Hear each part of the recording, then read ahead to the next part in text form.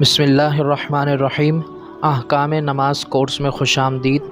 अल्हम्दुलिल्लाह आज अहकाम नमाज कोर्स की हमारी तीसरी क्लास है। इससे कबल हम नमाज की शराइत कंप्लीट कर चुके हैं। आज से हम इंशाअल्लाह नमाज के फ़राइज़ समाअत करेंगे।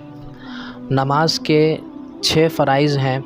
नंबर 1 तकबीर तहरीमा, नंबर 2 क़याम, नंबर 3 क़िराअत, नंबर 4 रुकू, नंबर 5 सुजूद, नंबर 6 क़ादए अखीरा और नंबर 7 खुरूज बिसुन्नही। ये नमाज के तमाम फ़राइज़ हैं। तकबीर तहरीमा जो नमाज का सबसे पहला फ़र्ज़ है, इसे हम पढ़ चुके हैं, चूँकि ये नमाज की शराइत में छठी शर्त और फ़राइज़ में पहला फ़र्ज़ है। इस पर हमारा कलाम हो चुका है। तो आज हम नमाज का जो दूसरा फ़र्ज़ है, इससे हम क्लास को शुरू करेंगे। सबसे पहले क़याम से क्या मुराद है और क़याम की हद क्या है। तो याद रखें, क़याम से मुराद है सीधा खड़ा होना, और इसकी जो हद उलमाए किराम ने बयान फरमाई है कि इसकी हद ये है कि अगर हाथ बढ़ाए तो हाथ घुटनों तक ना पहुँचे, ये क़याम की हद है। यानी अगर कोई शख्स सीधा खड़ा हो और या थोड़ा झुके तो क़याम इतना झुके कि हाथ जो है घुटनों तक ना पहुँचे, इतना झुकना भी ये क़याम ही की हद में है। लेकिन अगर कोई इस कदर झुक गया कि अब हाथ बढ़ाए तो उसके हाथ घुटनों तक लग जाएं, घुटनों तक पहुँच जाएं, तो इस सूरत में ये क़याम के दर्जे से निकल गया, बल्कि अब यहाँ से इसके रुकू का आगाज़ हो गया। और ये रुकू का अदना दर्जा है, जो कि हम इंशाअल्लाह रुकू के फ़र्ज़ के अंदर ही इसको ज़िक्र करेंगे।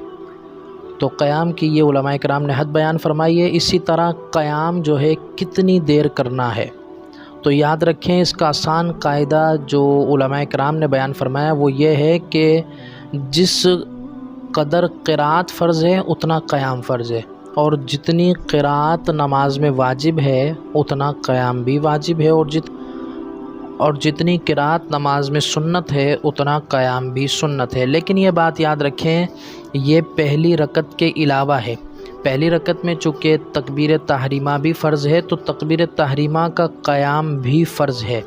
यानी इतना क़याम जो तकबीर तहरीमा की मिक़दार है, ये भी फ़र्ज़ क़याम ही में शुमार होगा। इसी तरह पहली रकत में जो हम सना और ताउज़ व तस्मिया पढ़ते हैं, चूँकि ये पढ़ना सुन्नत है, तो इतना क़याम भी सुन्नत में दाखिल होगा पहली रकत में। तो ये क़याम की मिक़दार थी कि कितना क़याम करना फ़र्ज़ है और कितना सुन्नत और कितना वाजिब। अब हम सीखते हैं कि किन नमाज़ों में क़याम ज़रूरी है। तो देखें, 4 तरह की नमाज़ें हैं। नंबर 1 तमाम फ़र्ज़ नमाज़ें, जैसे फ़जर की 2 फ़र्ज़, ज़ोहर के 4 फ़र्ज़, असर के 4 फ़र्ज़, मग़रिब के 3 फ़र्ज़ और इशा के 4 फ़र्ज़, तमाम फ़राइज़ नमाज़ों में। इसी तरह वितर नमाज में, इसी तरह ईदैन की नमाज़ों में और फ़जर की सुन्नतों में, इनमें क़याम करना फ़र्ज़ है। बग़ैर उज़्र शरई के बैठ कर ये नमाज़ें पढ़ी तो नमाज़ें नहीं होंगी।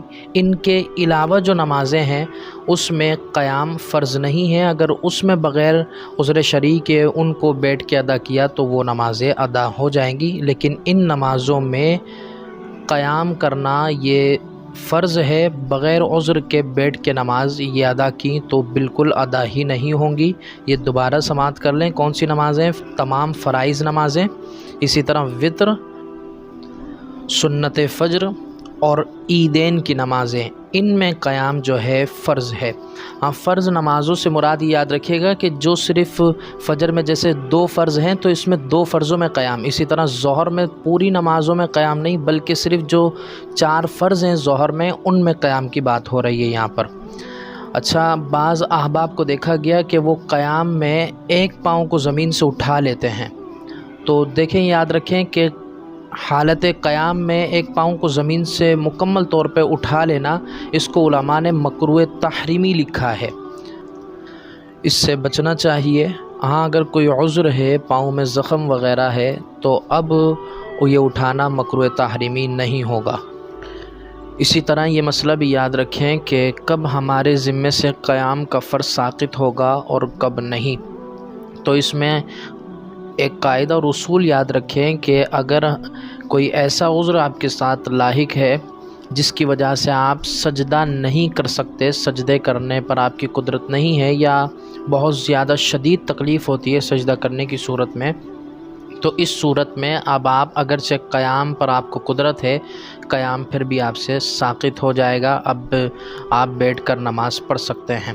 اسی طرح اگر آپ سجدہ تو کر سکتے ہیں مگر قیام کرنے میں تکلیف ہوتی ہے، تو علماء کرام نے اس میں مسئلہ یہ لکھا کہ اگر سجدہ کرنے پر قدرت ہے تو اب آپ سے جس قدر ممکن ہے اتنا قیام کریں۔